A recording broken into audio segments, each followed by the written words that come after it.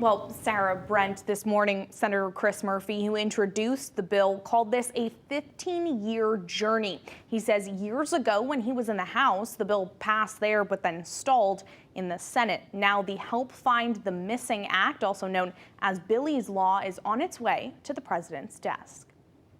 Almost 2 decades ago, 31-year-old Billy Smolinski vanished from his home in Waterbury and remains unfound to this day. We knew there was something wrong. We knew immediately.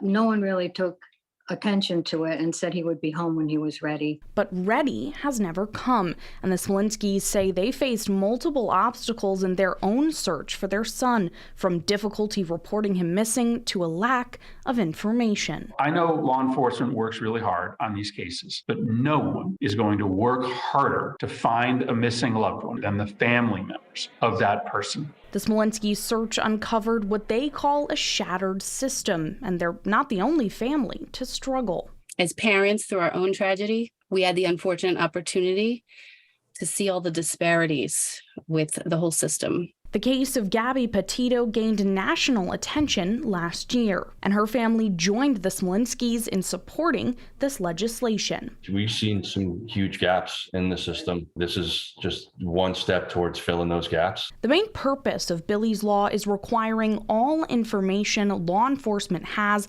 about missing persons to be consolidated in one public-facing database made available to families. Friday, Murphy and Representative Johanna Hayes, who introduced the measure in the House, credited both families for their advocacy and perseverance. We both appreciated that it would be a haul. We are in the last week of the legislative session. There's so much going on. We have a budget to fund. Your outside mobilization really is what helped to push this legislation to the floor for a vote. This bill is going to change lives, and I think it will save lives. And that's a pretty impressive legacy.